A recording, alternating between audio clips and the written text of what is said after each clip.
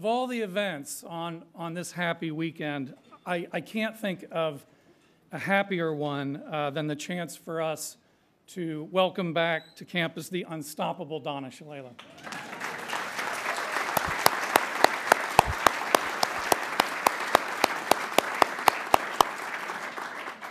It's really wonderful to see her here again. I'm Grant Reher, Director of the Campbell Public Affairs Institute, which organizes the Tanner Lecture Series on ethics, citizenship, and public responsibility.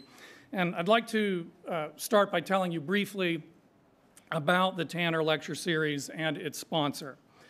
Like Donna Shalala, Lynn Tanner is a Maxwell PhD.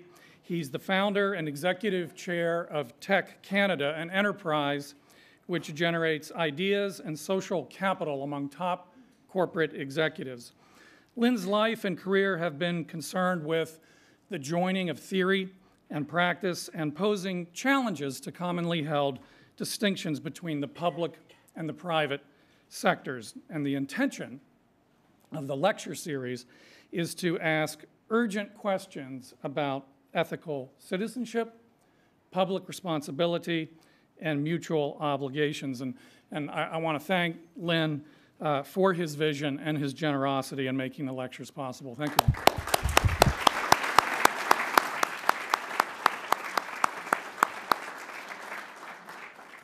Donna Shalala is the 7th speaker in this series, which began in 2011 with an address by former Senator Bill Bradley. And now our Chancellor, Kent Syverud, would like to say a few words of welcome. Chancellor.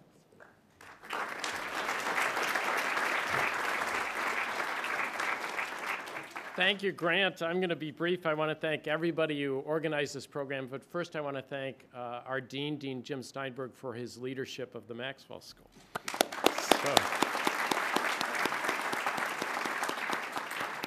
And also to Grant, to Bethany Wallowender, to Kelly Coleman, to Lisa Birnbaum, Norma Shannon, and everybody on the staff who helped today. I'm deeply grateful.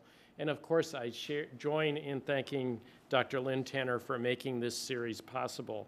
I especially wanted to be here to formally welcome Donna Shalala back to her school. I think we're all going to try and mortify and embarrass and celebrate Donna tonight at the Ahrens Award as well, but I just want you to know that in the 2 years since I've come here, no higher education leader has been more helpful to this university and to me than Donna Shalala has been, and I'm just so grateful for that. She is expert in so many things. She's expert in health, in athletics, in public policy, in athletics, and that's been particularly appreciated recently. She's got incredible skills in so many areas that I think she learned partly in the trenches at Maxwell. Obviously currently serves as president and CEO of the Clinton Foundation, has had major leadership posts both in government and public service and in higher education. On her service as Secretary of Health and Human Services under President Clinton, the Washington Post, that publication that loves cabinet secretaries, the Washington Post described her as one of the most successful government managers of modern times. As president of the University of Miami, she guided the school into the top tier of national research universities. If you visit the University of Miami, she is revered by everyone on the campus and everyone I have met there. She served presidents on both sides of the aisle, won many honors, in a breathtaking set of honors. President George W. Bush awarded her the Presidential Medal of Freedom. Donna Shalala is somebody, most of all, who gets the right things done. She's about getting things done, but getting the right things done in an ethical way. And I know that's kind of what she's going to talk about today. The title of this conversation is Ethical Leadership in Higher Education. Who wants this job anymore? I thought about that. But at least one answer from me, Donna, is I do, because I'm at Syracuse and because we have alumni like you. Thank you so much.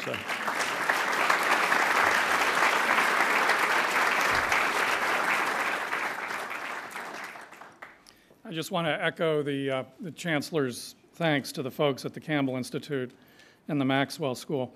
I think the Chancellor has touched on the important points in Donna Shalala's illustrious career. I just want to return to the unstoppable theme one more time to note that she was the longest serving Health and Human Services Secretary, serving throughout the entire Clinton administration. And if you can remember the politics of healthcare reform back then, I imagine that was not a pleasure cruise for anyone in that position. And she has come to head the Clinton Foundation after 14 years leading the University of Miami, during a time when tenures in these positions are getting shorter and shorter. Also, tapping very directly into the Tanner Lecture theme of citizenship and responsibility, we should also note that Donna was an early volunteer in the Peace Corps, serving in Iran in the 1960s. For our format this afternoon, we're going to do something a little different and something that we have done before, which is to use conversation to elicit our speakers' views. And our Dean, Jim Steinberg, will engage Donna in conversation about ethical leadership in higher education and the topics that spin off of that. In addition to being educational leaders, Jim and Donna share a connection to the Clintons in that Jim served as Deputy Secretary of State under Hillary Clinton. After they talk for a bit, we'll open it up, as we always do, for your questions. And following that, we'll have a reception in the Strasser Commons on the second floor of Eggers Hall, where we can continue our conversation. Now, finally, I also need to say that when you go online, one of the quotes that's attributed to Donna is, "But I have a driver, so I can return phone calls in the car." Well, none of us here right now has a driver with us, so I'm asking you at this time to turn off your phones if you haven't already done so. And with that, I'll turn it over to Jim and just say once again, Donna Shalala, welcome back to Maxwell and to Syracuse University. Thanks very much. Thank you very much.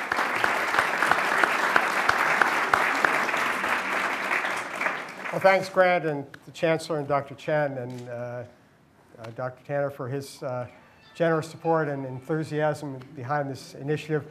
There are a lot of distinguished friends of the school and the university here, but I just have to mention one because in our audience we have our very distinguished Emeritus Professor Walter Broadnax and his wife, and I know it's especially important to Donna that Walter be here. Walter served as Donna's deputy and has been an important force in Maxwell, and we're delighted that he continues to be associated. So thanks for being here with us.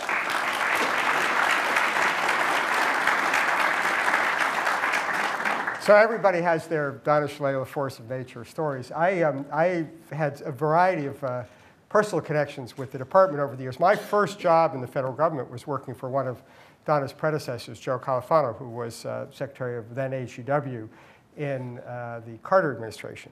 And I thought when I worked for Joe, I had worked for the most indefatigable, most determined, most insistent individual you could possibly imagine in the world. But that was before I'd met Donna.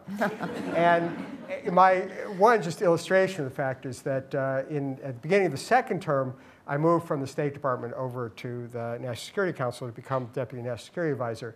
And we were beginning to think in the second term about how to give a new look and a new shape to the NSC and to the Clintons' approach to national security. And Donna grabbed me in the hall of the West Wing one day and she said, "You know something? How come HHS isn't on the National Security Council? We're involved in international affairs. We should be on the National Security Council." And sure enough, within weeks, we had appointed the first NSC staffer who came from the department, right? Bernard, yeah. Right, exactly, to be part of the NSC staff. And this was just the kind of influence and impact that she had. And it was transformational in so many ways. So welcome back. Thank you. We're thrilled to have you here. Thanks very much. I have to sort of... Could I tell a story about this room? This room has a special memory for me. The first class I ever taught, Lynn, was in this room. And Scotty Campbell taught his famous course on Metropolitan Studies here. And he went off to see some politician one day and said, "You do my class for me." So it was a 50-minute class, and I had his notes. And I got up at the podium, and I finished the notes in 20 minutes. I I was totally mortified until a student said, "Do we have time for questions?" And that took care of it. That took care of it. So this room has many great memories for me. I want to thank my good friend, your chancellor. I want to thank Jim for extraordinary leadership over the last 5 years. And I'm happy to be here and happy to talk about anything. You know, Great. Policy, politics, athletics, it's all the same thing, isn't it? I'll leave it to the questions. Stay away from the athletics part. But I mean, your anecdote actually is the place I wanted to begin, because it's always nice to get a little context to this. And I'd be curious just to hear a little bit more about how you got into higher education administration in the first place. You started out as a teacher, as a professor, right? And over the years, you've had a variety of important leadership positions at Hunter, at University of Wisconsin, and then Miami. But was this something you always had envisioned, or what drew you to the idea of playing a leadership role in education? You know, it was just the opposite. I came to Syracuse because I was following my boyfriend. And young people come to me all the time, and they want to know, did you go on the straight path? Did you always want to be a cabinet officer? No. I came here because I was following my boyfriend. He hated it, and I loved it. And so I stuck around and got a PhD, and he went off to do other things, never to be heard from again. So, I left Maxwell determined to be a journalist. I had been a journalist in Cleveland. Actually, I'd worked during the summers at the Cleveland Press.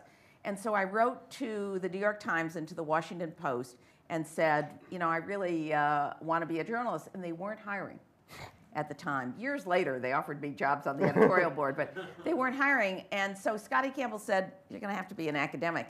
And I was offered a job here in political science, which was highly unusual. I'm sure Scotty engineered it. But that day I was digging my car out of the snow, and I had another offer. Wally Sayre wanted me to come to Columbia and for a joint appointment with Teachers College. And I thought that sounded interesting, and Steve Bailey encouraged me to take that job. So I went to New York and I became an academic, basically. But I didn't start out thinking that way. In fact, when I was at Maxwell, I think there were like 400 returned Peace Corps volunteers here. I mean, everybody, it was like people coming back after the war. It was a really interesting place at that time. In fact, I did my language in Farsi, my language requirement in Farsi, and they had to find some engineering professor to test me. He just took me to dinner at his house, and we got it over with. But it was New York that really changed my career, because I was an academic trotting along, and I'll do this very briefly. Hugh Carey got elected governor, and I had done my doctoral dissertation on the New York State Constitution, but basically on fiscal home rule, on the financial relationship between states and cities. And Hugh Carey got elected governor, and we hadn't had a Democratic governor in years. So they had to jump over a whole generation of people, including Scotty, to find someone that knew something about the New York State budget, and Carey picked me as part of his transition team. And at the end of that, he wanted me to be the budget director. Red Miller, who was teaching here at Miami, was also the budget director of the state, and a very distinguished Maxwell graduate. And Red and I had worked out the budget for Hugh, and Carey wanted me to be a budget director, but I didn't have tenure yet at Columbia, so I wasn't about to do that. And he said, I'll find something for you to do. So in 1975, in the spring, he called me and said, New York City, it looks like it may go into bankruptcy, and I've got to appoint all these guys from Wall Street to help put the city back on firm footing. But you're the only one that knows the subject matter. That is the financial relationship between New York State and the city of New York. So I'm going to put you on the board. They think I'm putting you on because you're a woman, but I'm really putting you on because you're the other one that knows the subject. Those guys from Wall Street don't know anything about government. And so with Felix Rohatyn, I was the treasurer of Big Mac. The reason I was the treasurer instead of the secretary was only the treasurer had disclosed their income under New York State law. They made me the treasurer, which meant I signed these billion-dollar bond offerings. And that actually launched a public career for me. I went back to Columbia and got tenure and got a Guggenheim and did all those things. In '77, Jimmy Carter was looking for women. And a friend of mine was offered a job with Pat Harris. I was offered a job with Stu Eisenstadt as his deputy. And I thought, going to government, I got tenure, I could take a leave. I'll go to government for a couple of years. So I went to HUD, actually took the job at HUD as Assistant Secretary for Policy. And the rest is sort of history. After that, Pat Harris gave me a chance to manage a lot of things. The great story about going to HUD is I walked into the department, into the Assistant Secretary's office. There was no furniture. There was nothing. I had recruited my old friend, Astrid Murgett, into coming down with me to help me get settled. She didn't want to give up her teaching position. I think she was still at Columbia at the time, at Barnard. But she came down. She got the Maxwell alumni list. This is a really good story. She got the Maxwell alumni list and called all of the alums at HUD. And they all raced down. There must have been about 30 of them. They raced down to my office at HUD, made a list of all the things I wanted, gave me all their phone numbers, and I was set up while all the other assistant secretaries were looking for the bathrooms at that time.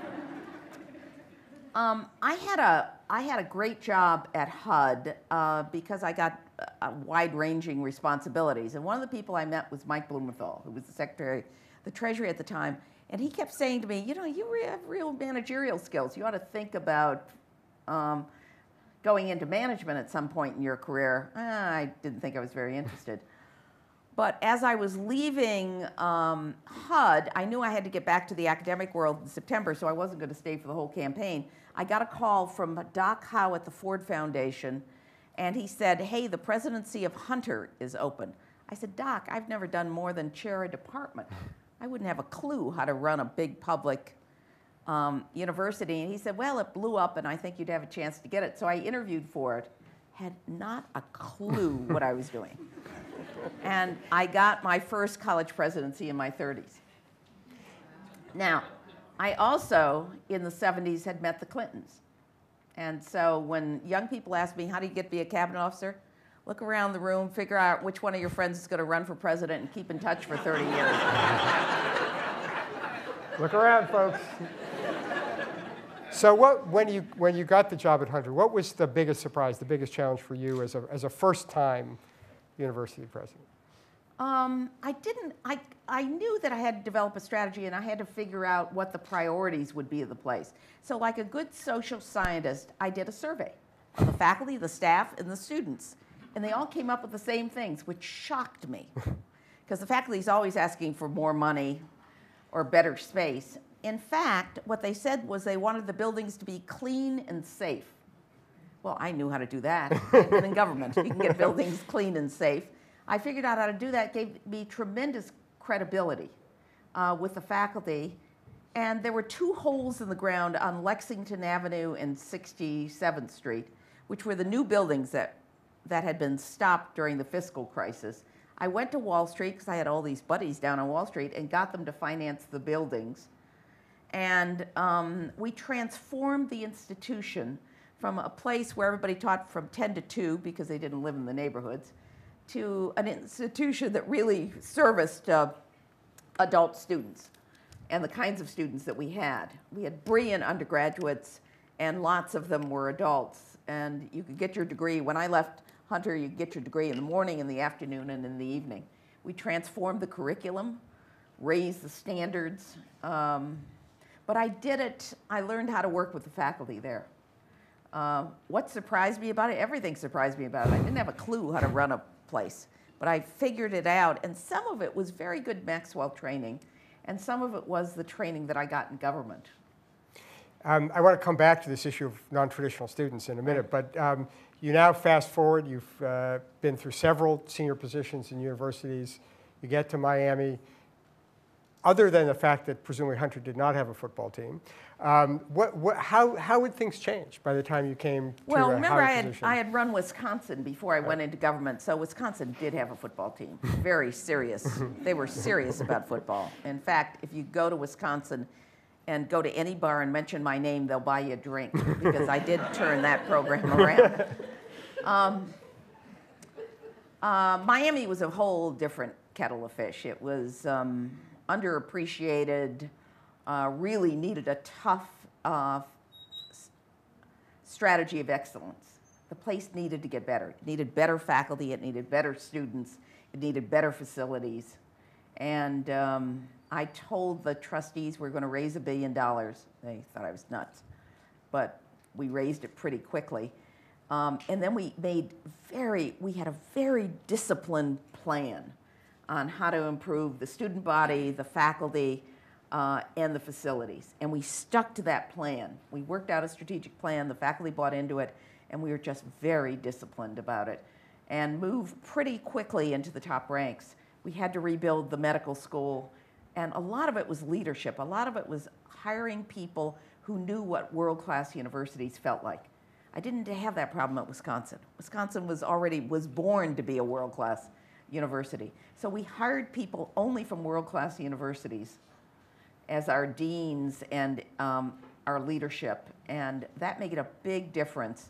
There was sure the usual faculty resistance, but at the end of the day, because we actually got the place better, and every year they could see we were moving up in the rankings, we had better students, the facilities looked better, the place looked better, it was more student-centered, we made it feel more like a residential school. People just, people want to invest in success. They invest in winners.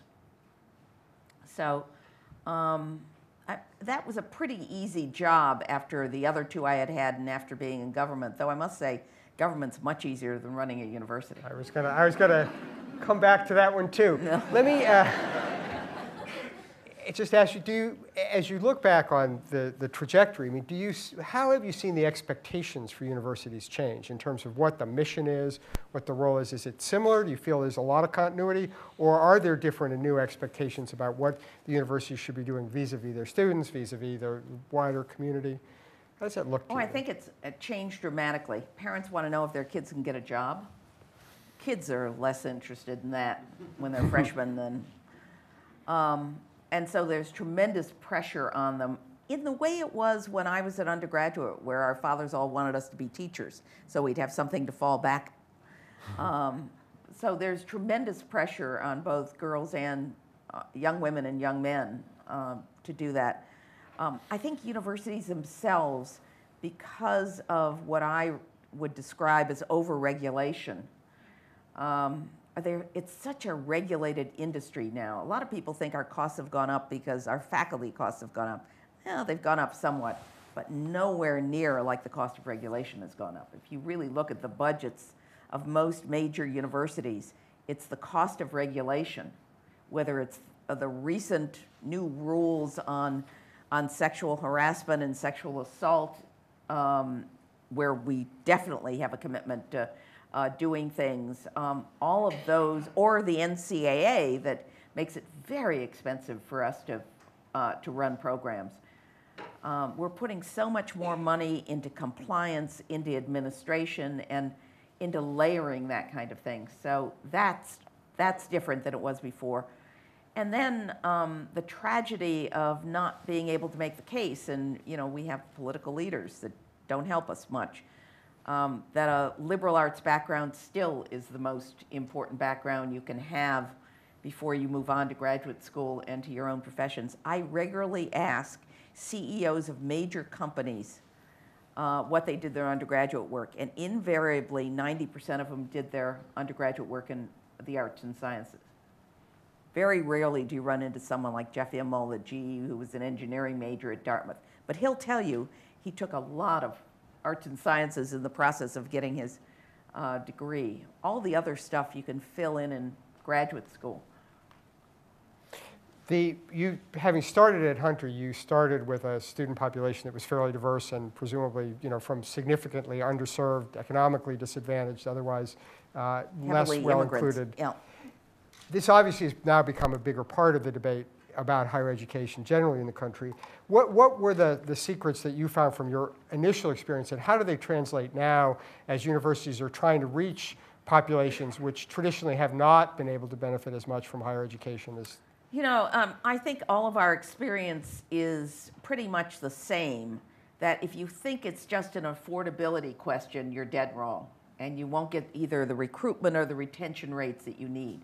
If you think it's only recruitment and giving kids a full ride and identifying just general support groups, that's not enough.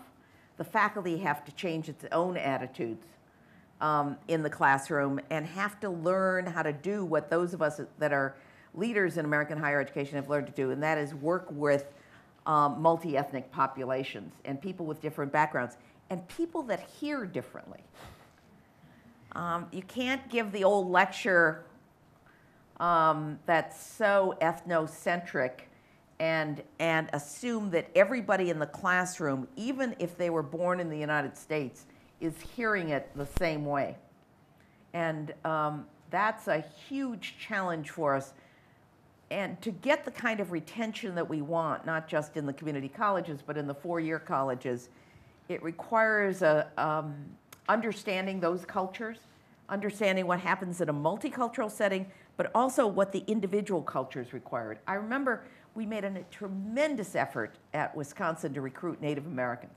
It's a state with Native Americans. We had tremendous, talented Native American kids who weren't doing well in higher education. We brought them in, we gave them all the support system that we had for underserved kids, and we still had kids that just weren't making it, even though they had the intellectual power to make it. It turned out that Native Americans don't ask for help. So when we hired a Native American counselor, it made a huge difference in terms of retention for Native Americans. We actually hired a Native American dean, too, at the same time. But we had to deepen the kind of support system that we had, and one that was reflective of the cultures. That was a very important lesson, I think, for all of us. It's just more complicated. I love Sanders saying Denmark. Someone's always saying to me, why can't we have a healthcare system like Sweden? Well, you know, if we had a homogeneous population, it'd be pretty easy to put all of these, to put foreign policy together. Because everybody be on the same cultural bent, even those places are getting more diverse. So being able to manage diversity and not just thinking of it in terms of race, but thinking of it in terms of ethnicity turns out to be the great challenge of higher education. It's also an ethical challenge because we're so used to thinking of diversity in racial terms, when even in racial terms, one of the things I learned at Hunter was when someone said to me, well, how many African American students do you have? Or how many black students do you have? Well, you know, there's the Jamaicans and the Africans, you know, and there's the West Africans and the East Africans. I mean, it's just not, it's not as easy as it was. And higher education just is not all white male anymore. Thank God. But it makes it an extraordinary challenge, an extraordinary challenge. So you talked about the role of faculty, and I think all of us who are in this business, you know, are very focused on the challenge, especially of getting that diversity into the faculty as well. I mean, even when we get diversity among our undergraduate populations, that getting a diverse population to go into higher education and therefore be the faculty has been a challenge. Did you have a chance to address that? Have you thought about how we do a better job? And I actually wrote a book on it. That is, I chaired a book for the for the National Academy of Sciences. It turns out that there, too, you've got to do things differently. It's not just a matter of recruiting minority faculty and then, you know, making sure they have the kind of supports.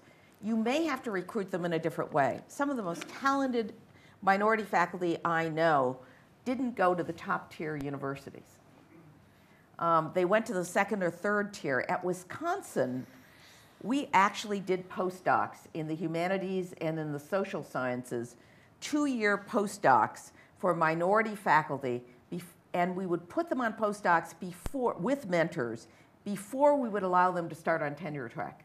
So we made a long-term investment in their careers. We offered them the opportunity to sit in faculty advanced seminars. We helped them start with their writing so that when they got to tenure track, they were way far ahead. And so we selectively made investments in individuals to be able to, in fact, one of the most distinguished professors, African-American woman, said to me that we had recruited so many African Americans, she didn't have to like them all anymore.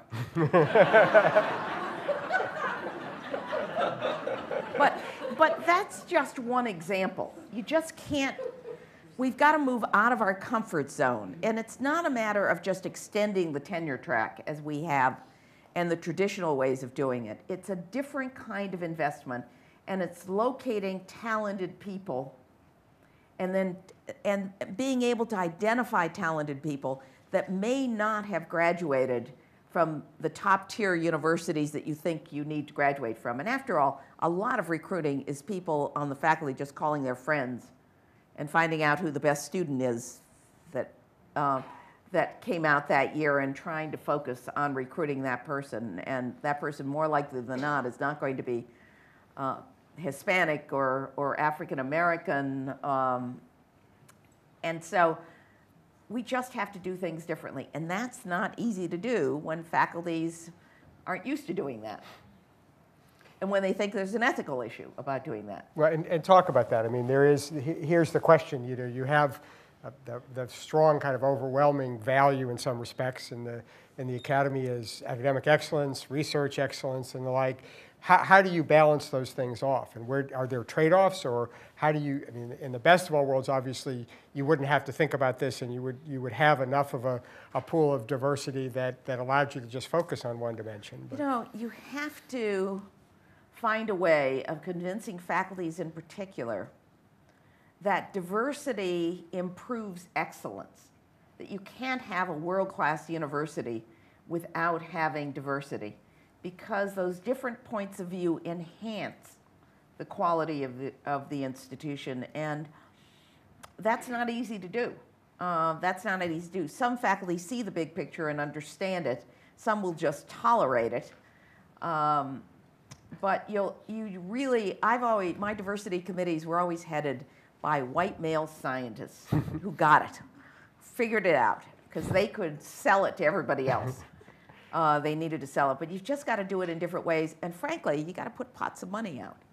You can't let everybody just fill every vacancy they think they have. So every trick you can think of, including the fact that people can't automatically fill vacancies just because they have a vacancy. And they can't narrow down their searches to a certain area so narrow that it makes it very difficult to recruit when you're trying to get broader diversity in recruiting. What's interesting, as you said, there is a lot of focus now on the kind of career success of our students. And it does seem to me that one of the more compelling arguments that you just made to connect the two is the idea that our students are going to go out and work in a very diverse world. So the earlier they get the experience and the perspectives that come from that diversity, the more likely they are going to be successful in a very practical way about their careers. I think that's exactly right, because managing diversity, working in an environment of diversity turns out to be, we used to talk about women and men, because women sometimes perceived slights and other kinds of things differently than the males did. And there's a lot of research on this, but it's much more complex. We're a nation of immigrants that's reflected in our higher education system more than it is in many ways in our total society. But it takes a mixture of money and toughness and finding the people that will buy into it on the faculty. And sometimes you just will feel it. I remember one year at Wisconsin, and they've had a lot of years of this, we had a 1% increase. That's all the state legislature was going to give us. the chairman of sociology called me and he said, hey, Donna, he said, we just took a vote of our faculty. Is it okay if we take our entire 1% and just give it to the assistant professors? He said, we've just recruited a great group of assistant professors. We want to keep them. And so the 1% doesn't mean anything to those of us that are associates or fulls. That's a cultural message. That's a group of people that understand what it means to invest in excellence and what their legacy is really going to be. Because as soon as faculties realize that their legacy are the most junior people in their department, not them, but the most junior people in their department, it's a whole different world. So another issue involving this sort of sense of where the responsibility lies is the whole question about the relationship between the university and its communities. And again, having started at Hunter, you knew, and you had a school that had a long tradition of being involved with the community. It's been a great debate here at Syracuse as to just what kind of engagement we need to have with our local community and beyond. As a university leader, how do you see that? What are the responsibilities of the university beyond the inside community of taking care of the students and the faculty? You know, the first responsibility is the most important one, and that is to educate the students that you're given and to make sure the community feels. One of the wonderful things about Miami and Wisconsin and Hunter is the community felt like their kids had the opportunity to go there. And that really made a difference. You meet anyone in Miami and you say the University of Miami, they know kids from Miami, even though only a third of the kids come from Florida, but they know kids that are from there. So they have to feel that they're part of that community.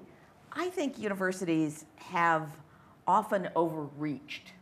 That is, there really is a limit to our expertise in helping communities. Communities need expertise, there's no question about it. And when we can be helpful, we ought to be helpful. But how much money we should invest, there have been huge investments here in Syracuse, at the University of Pennsylvania. Judith Rodin basically turned around the community, but she had a self-interest in that. She wanted the community to be safe and dynamic, and making those investments in schools and in buildings made a difference. And lots of universities have worked on that. But the first responsibility, the best thing we can do for all of our communities is to produce world-class institutions, to make them the best they possibly can. You want a dynamic economy, you put a world-class university in your community, and that will make the biggest difference. So it's a very delicate balancing act. Certainly we have to be seen as part of the community. And I did everything I could at Wisconsin, at Hunter, at Miami, to do everything I could to be helpful to the community. And all of our schools and colleges were involved in something in the community, often very innovative kinds of things. But our first responsibility was to give those communities extraordinary institutions.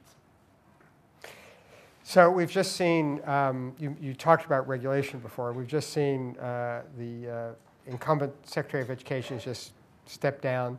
I wonder if you could reflect a little bit on what you see as the proper role of the federal government in dealing with higher education. We've got the Higher Education Act up for reauthorization.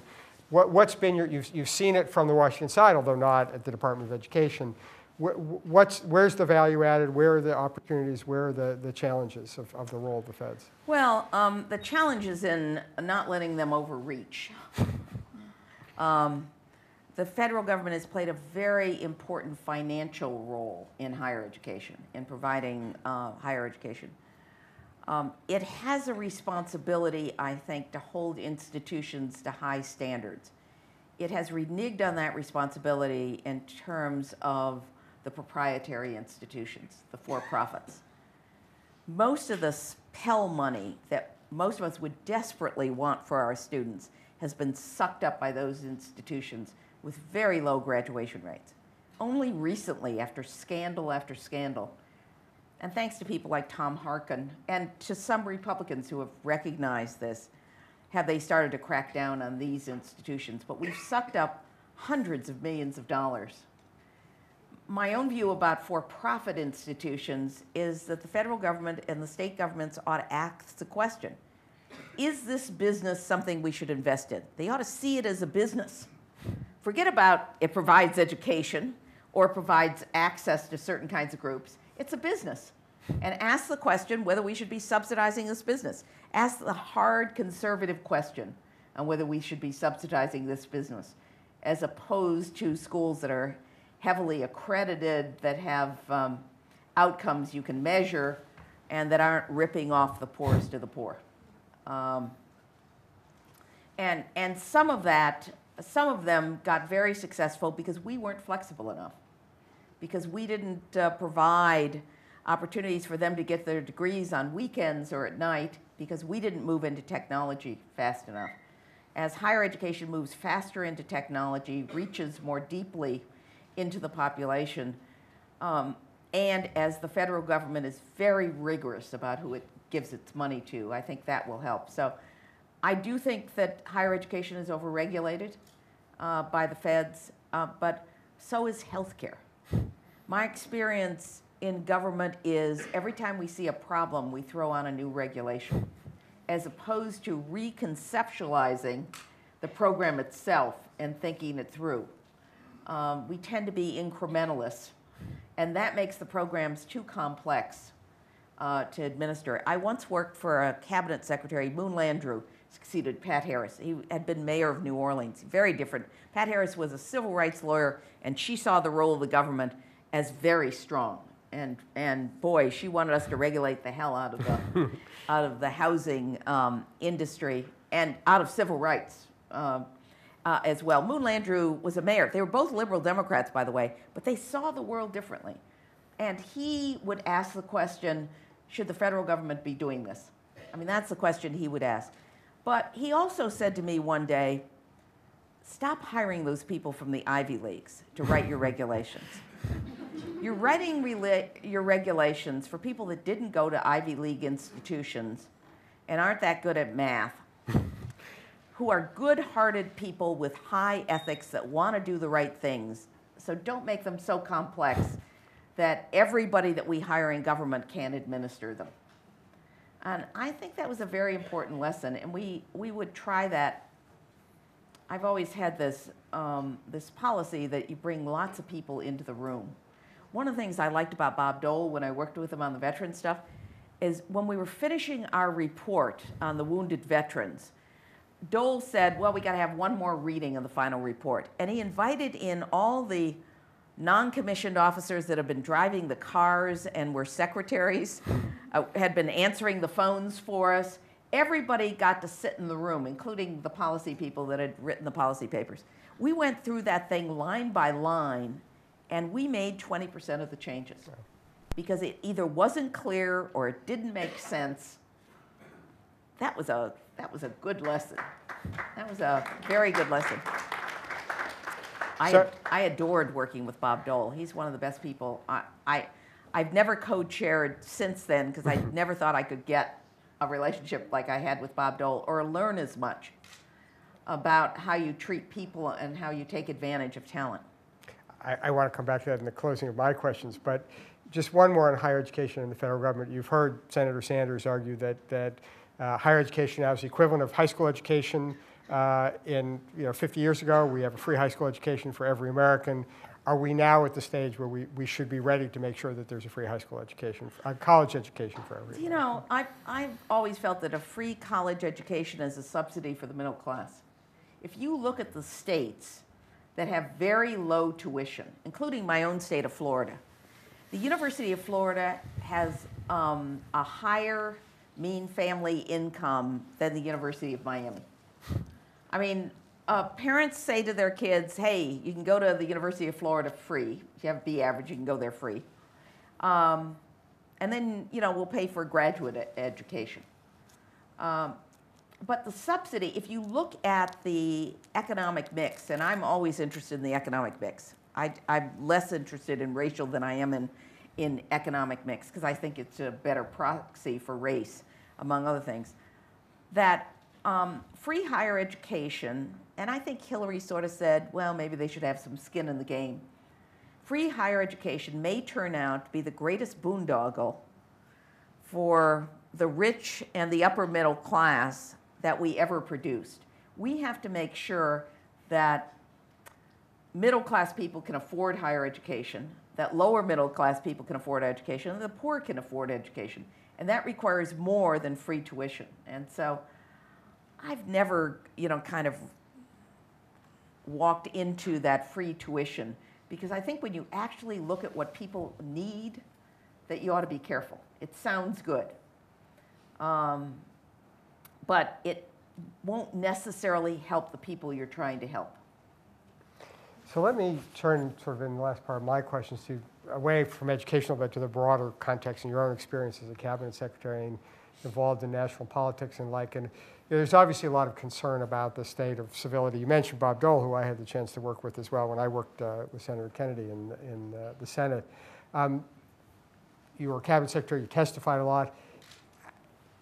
How bad is it now? Is it different from even when you were in the cabinet?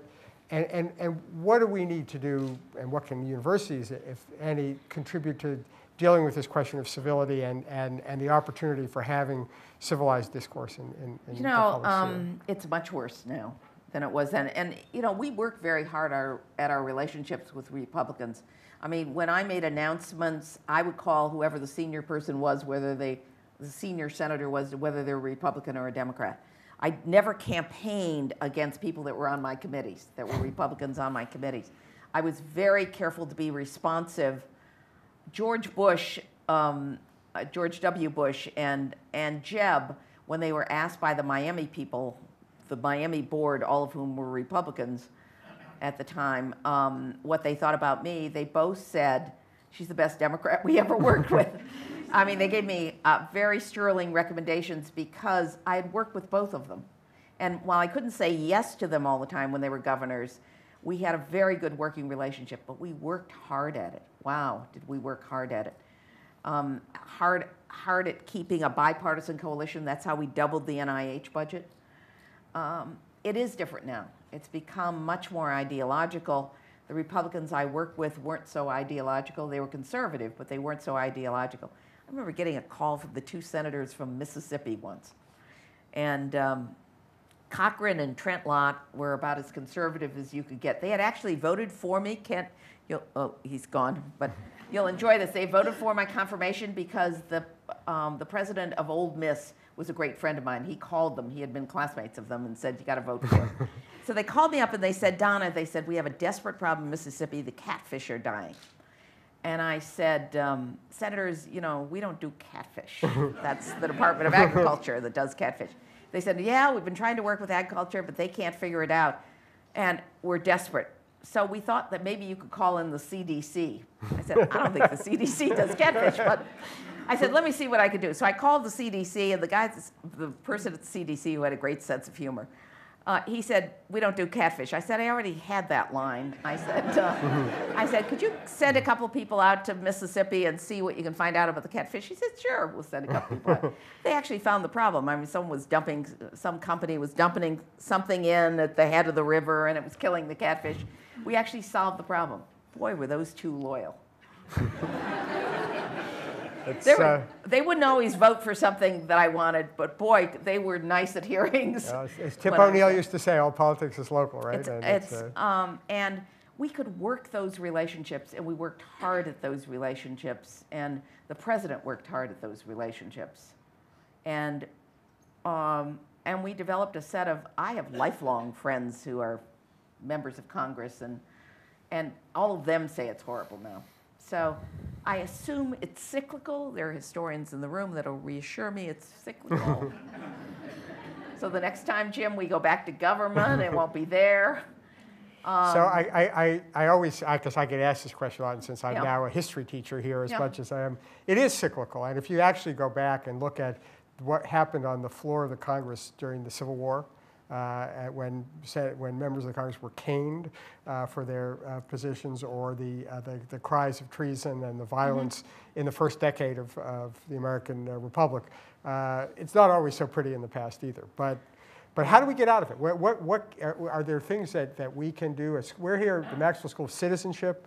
We're spending a lot of time thinking about how we can get people more engaged, try to foster civil debate. The whole Campbell Institute is all about that. The public has to demand that people behave. The public has to demand that their leaders don't just protect Social Security, but that they behave, that they work at these relationships, and their leaders have to do the same thing. Because we can't govern this way. I mean, you can't get very much done. I mean, the president has a lot of power, but it's not a lot of fun. And just trying to get people confirmed is a disaster. And good people that get hung up for, years in some cases is a disaster. But we've got to work our way out of it. It's going to take the public demanding. It's going to take people that care about civility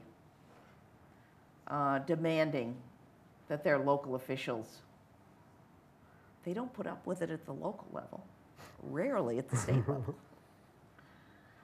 So we can't put up with it with our members of Congress, and we can't let our individual members of Congress or our senators get away with it. So you've held a variety of jobs that are always in the spotlight, which are often the subject of harsh critique and lots of not necessarily fair accusations.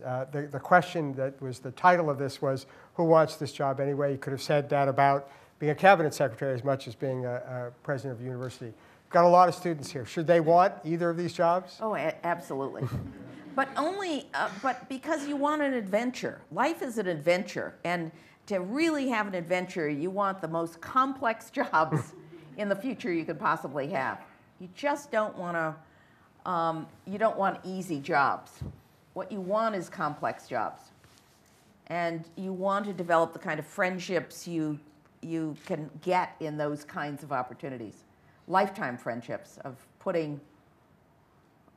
being able, and those are the only jobs, of course, in which you can make a real difference. The more complex, the more difficult they are, the more likely you are to make a difference for millions of people. And that's why you want to do it.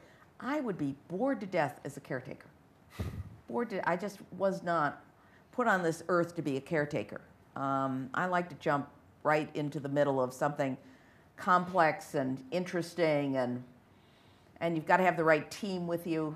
But at the end of the day, that's what's worthwhile. And that's what Maxwell's training did. I'll tell you what Maxwell's training did for me. I didn't just study political science or economics. I got to wander around this place.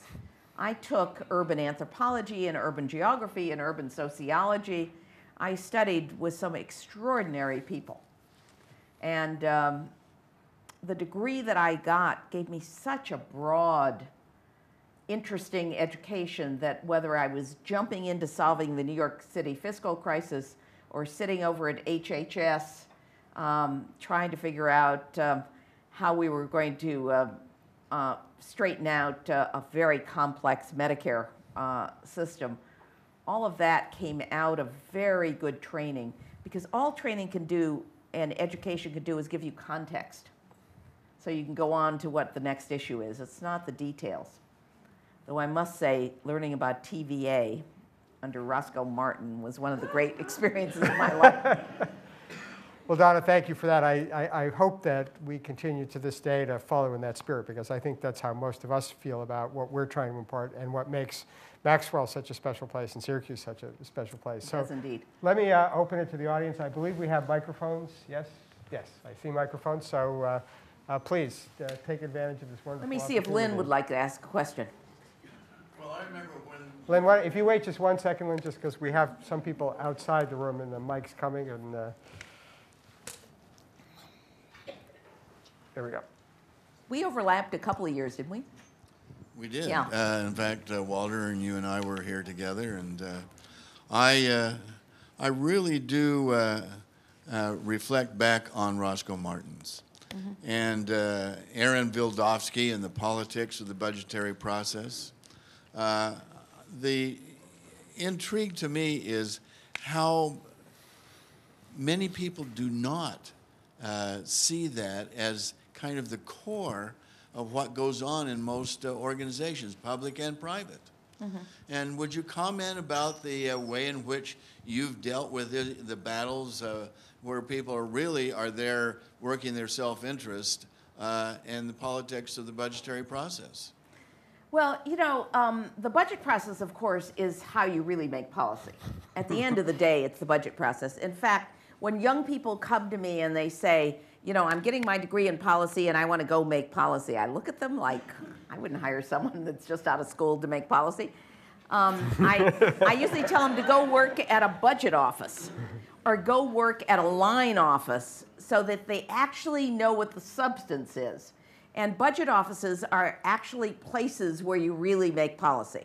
And I instituted something that I had actually thought up while I was here at Maxwell that I always wanted to try. I invited all of the heads of all the agencies to sit in each other's budget presentations. And then, and they all had to come to all the budget presentations. Now, HHS is a huge place, so you had the NIH guy and the CDC guy and the FDA guy. And at the end, we gave them a worksheet and they had to do the departmental budget. The difference between the budget their first year and the budget their fifth year was remarkable because they learned where there were overlaps, they looked out for each other's interests. So it was a very interesting exercise in trying to bring people together. Now, in terms of the budget process of the federal government, you know, we were always fighting with OMB. It was an annual fight. But I also knew I developed a great relationship with whoever the OMB office chief was, not just the middling people that were assigned to me, but I would go the last day when they were closing the budget to see if he had any money left. And I would always appeal my budget to the president. So first I would appeal it to the president. The president would turn to him and say, what do you mean we're not giving more money to Head Start? And, you know, and the OMB director would always say to you, here's exactly what he would say. You have to appeal your whole budget. You can't just appeal that. I'd say, okay, I'll appeal my whole budget. Then I go in and just ask the president for more Head Start money or something. And I'd get it. And then the last day I'd go with cookies or something and get some more money and go and do direct. But the next thing I did was far more important. I was the doubles partner of Senator Stevens. The chairman, the Republican chairman of the Appropriations Committee. And he liked to win. And we were always playing against other senators usually. And he would always say to me very close to the end of the appropriations process, give me your list, Donna. I'd hand him my list. The White House would be furious with me because I just played it all the way through. But I played it in a bipartisan manner and I worked the system.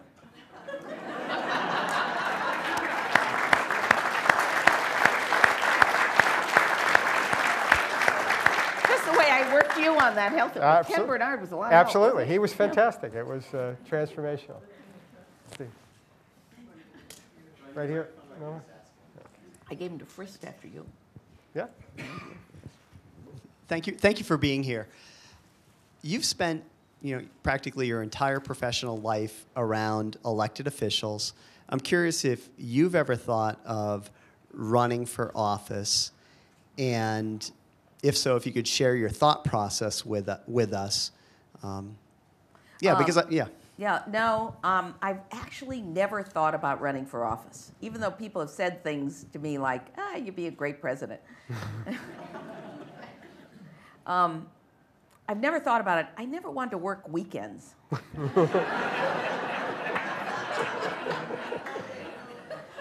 And by the way, I don't mind asking people for money, but I don't want to ask people for money for myself. So I actually made a decision very early in my career that was not for me. I like politics. I respect politicians. I really like politics, and I respect politicians. A lot of political scientists don't.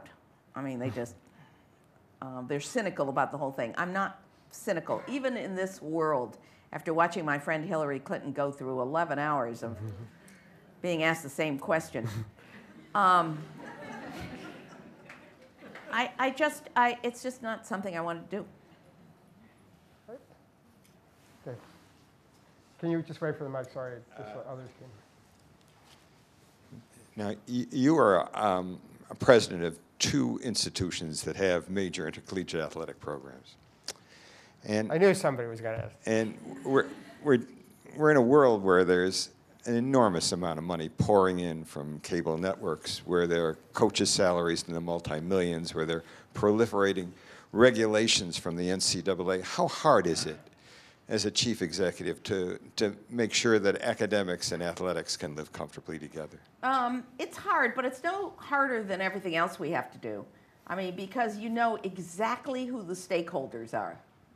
It's much less complex in that sense. And,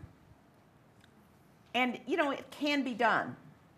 And you're going to get scandals every once in a while because some idiot's going to do something stupid, whether they're a coach or someone else. And, you know, that's my attitude about administration, that at this moment, someone in my organization is doing something stupid that I'm going to have to straighten out next week.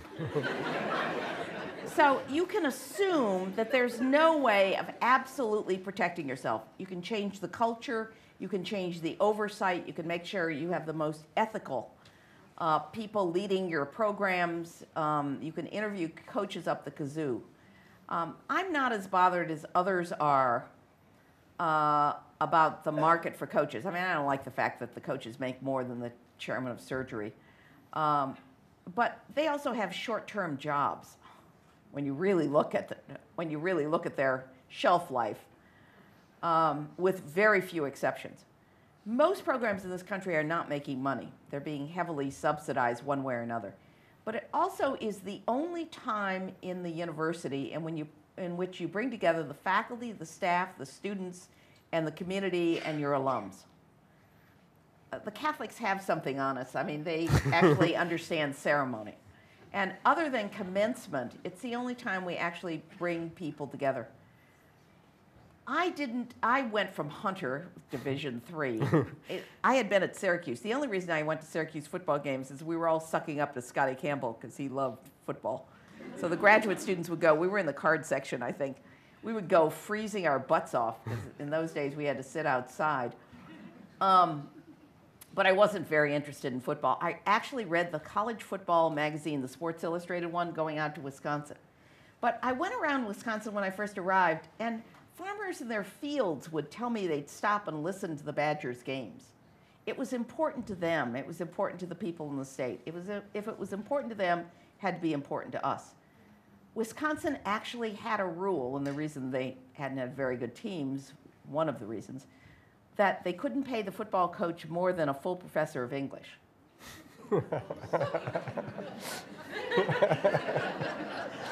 Well, we took care of that, and actually, when I fired the football coach, I had to do it at a press conference. They actually interrupted the soap operas and ran it live. Then I knew something was going on there. But it's not easy. It's part of American college life. I don't know whether it's the reason why people go to certain colleges. Maybe there's some of that. But we've got to keep it honest and ethical. And to do that, we have to work at it, and our boards have to keep us accountable to make sure we do that. And we can't hire coaches we can't fire. I have written into every contract. The ACC requires that boards of trustees give the power over the coaches basically to the presidents and chancellors, that they have to have the authority to hire and fire coaches, even though lots of people consult with their boards and do all of that. We just can't have those kinds of coaches. And I'm so happy Syracuse is in the ACC. I held out for a long time to make sure that that happened. It's a much better conference in terms of its quality and integrity and other things, and the kinds of schools you get to associate with. But I'm committed to college athletics. I'm committed to making it as clean as possible. And if you can do it right and graduate your student athletes and insist on graduation rates and insist on coaches that understand that, then it can make a difference in the institution.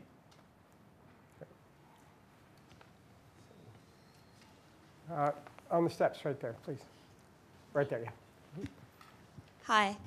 So I actually just graduated from Miami in May, and I'm currently getting my master's here at Syracuse now. So my question is, because all of the students at Miami appreciated you and the culture that you built there. So how do you keep a culture somewhere, whether it's at a university or within the government or wherever, after like a person in leadership has left? How do you make sure that that culture stays? The culture can be led from the top, but it really is a bottom up. Everybody's got to buy in. If you want to be student-centered, everybody that has to buy in. And you can't be student-centered unless the faculty buys in too.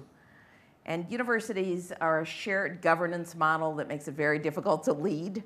And so to change cultures, everybody has to buy in. They have to have a clear vision of what you're trying to do. At Miami in particular, they needed more focus on the students.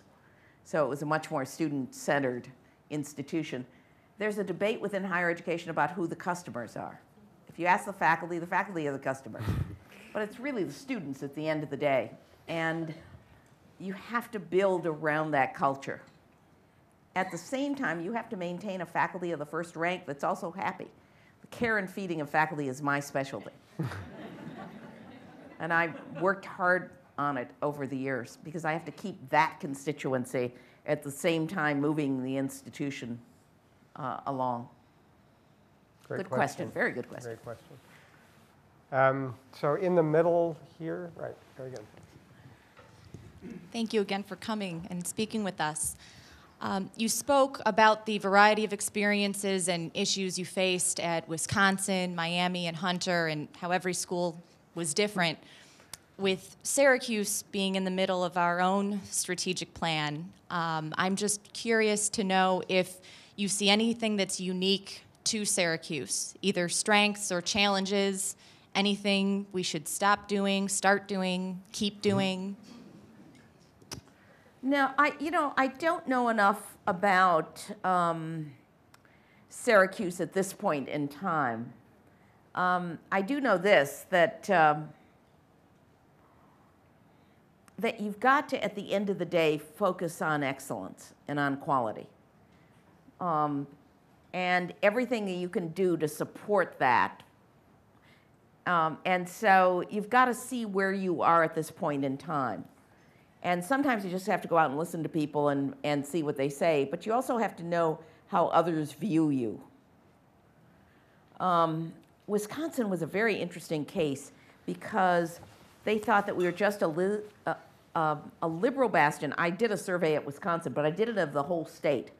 And what they told us was they thought we were a bunch of liberals who didn't reflect the values, that we didn't pay any attention to their kids, their undergraduates, and the best undergraduates from Wisconsin came to Madison. That all we cared about was our graduate students and our international rankings. So we embarked on a strategy to do something about undergraduate education and get the faculty more engaged. And when we went to pick the panel, the provost gave me a list of faculty members, and I said, let's look at faculty members that have kids at Wisconsin who are undergraduates. And so it turned out that there were a couple of Nobel laureates that had kids that were undergraduates, and I went to see them, and they complained to me bitterly about how their kids were being treated. I said, you're perfect for this committee. So we actually took advantage of that. We sort of knew in our heads. Now, I've always been very conservative on administering universities. I say that to parents. I say I may be a liberal Democrat, but I administer this place like a conservative. I'm very prudish. All these, and there are some things, I just will not do. I will not do co-ed dorms. I mean, and people just have to, and I tell boards that ahead of time, and I tell parents that ahead of time, that there are some things in which if you want me to lead your institution, I'm not going to be on the cutting edge. It's just, I grew up in a lower middle income Catholic family in Cleveland, and that's just who I am.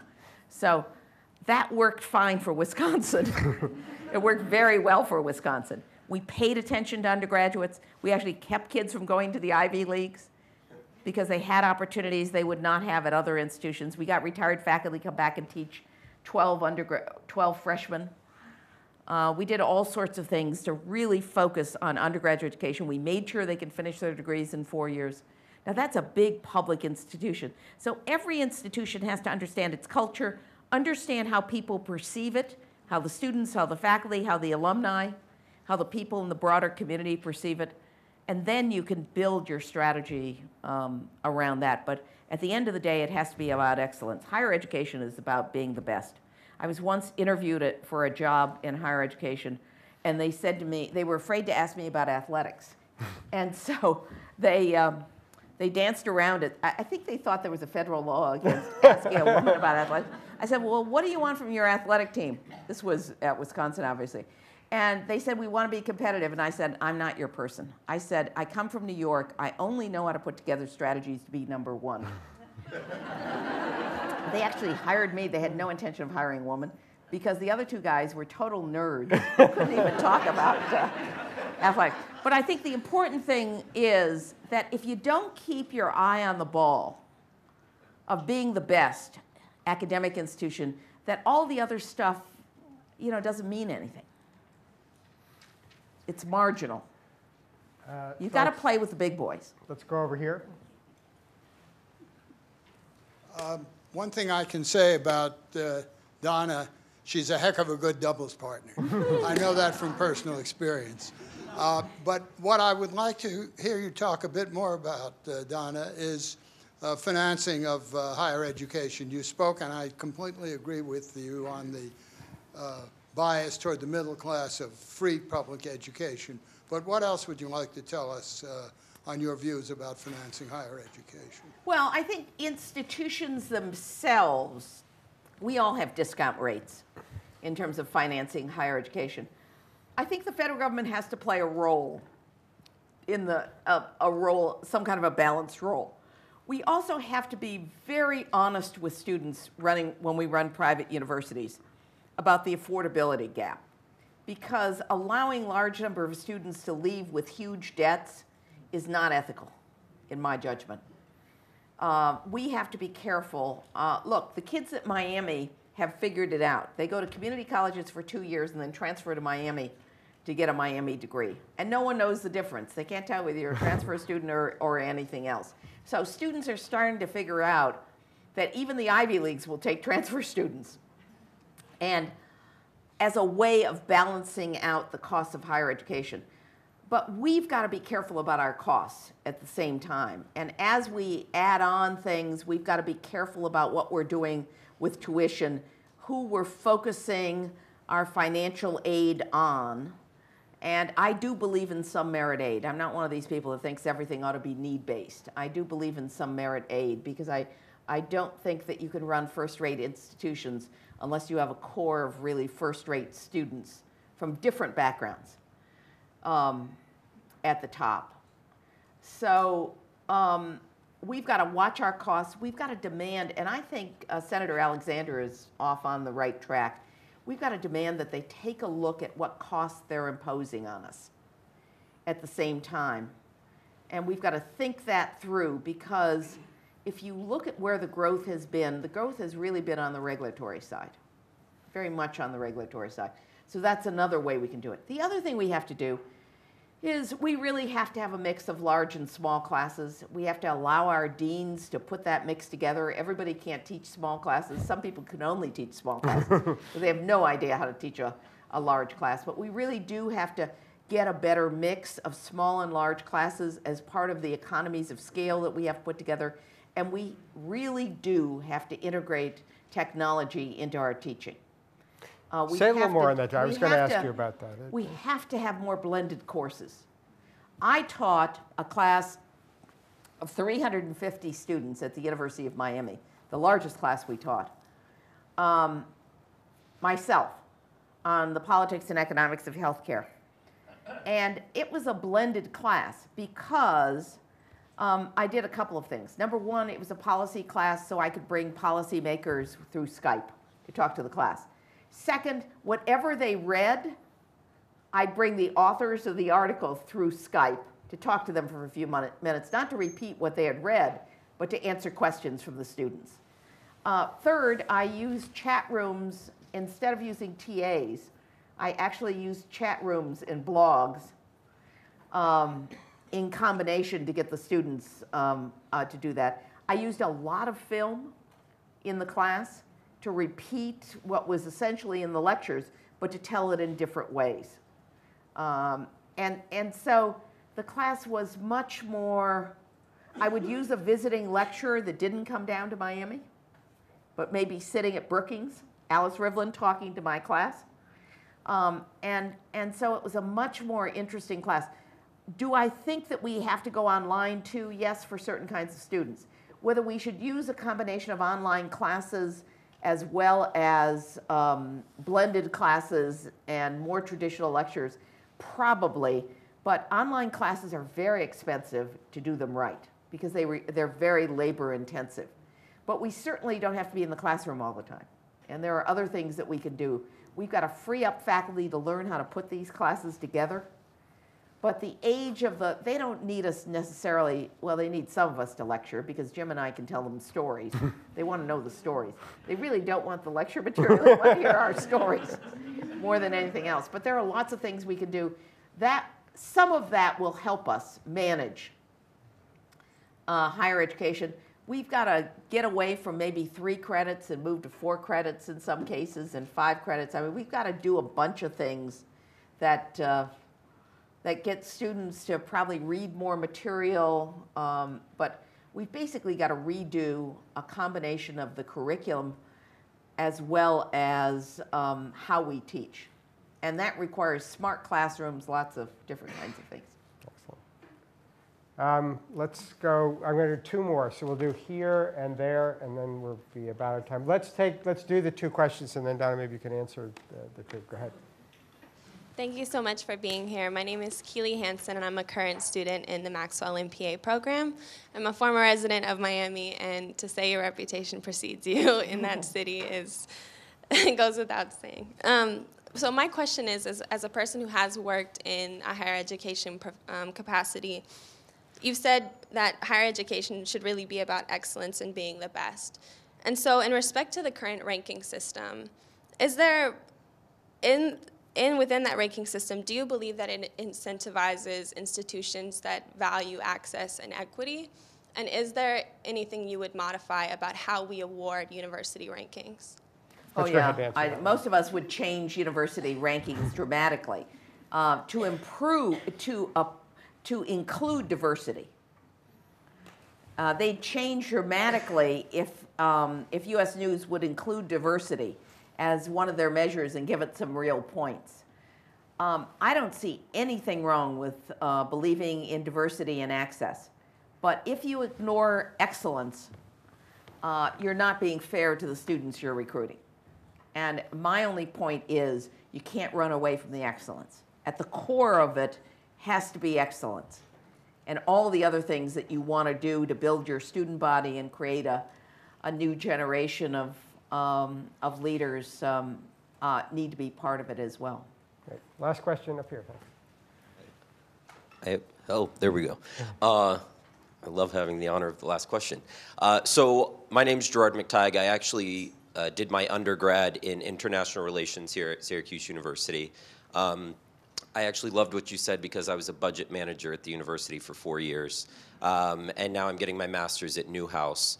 The title of the talk today really interested me because after my years at the university, I do want to go into higher education leadership, and I've actually thought about maybe one day being the chancellor of Syracuse University.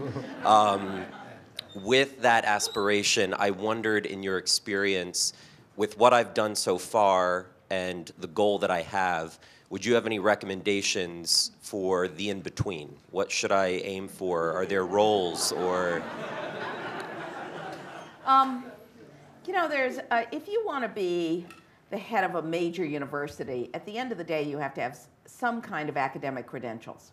You can't move away from academic credentials if you want to head a major university. Very few major universities have hired people as president or chancellor without academic credentials. It doesn't have to be a PhD, it can be a law degree.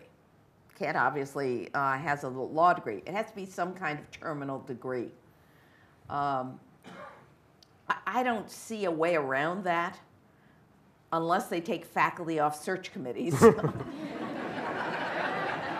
Or stop the tenure rule, and that is that your president or chancellor has to be tenurable. So you can move up in higher education. You can have a smaller institution without fancy academic. You could start up the administrative route and have a smaller institution without having traditional academic credentials.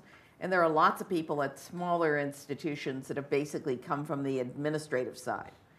And those places can be a lot of fun to lead. But if you want to head a major university in this country, you better have pretty traditional academic credentials. So as we come to a conclusion, I just want to say this has been a special day for us here at Maxwell, because in addition to having Donna here and her receiving the Ahrens Award, another one of our members, Molly Broad, is here as well and winning the Eggers Award today. And so another thing that you could think about if you want to have a distinguished career in higher education is come to Maxwell. I recommend Donna, it. Yeah, thank you. Thank you.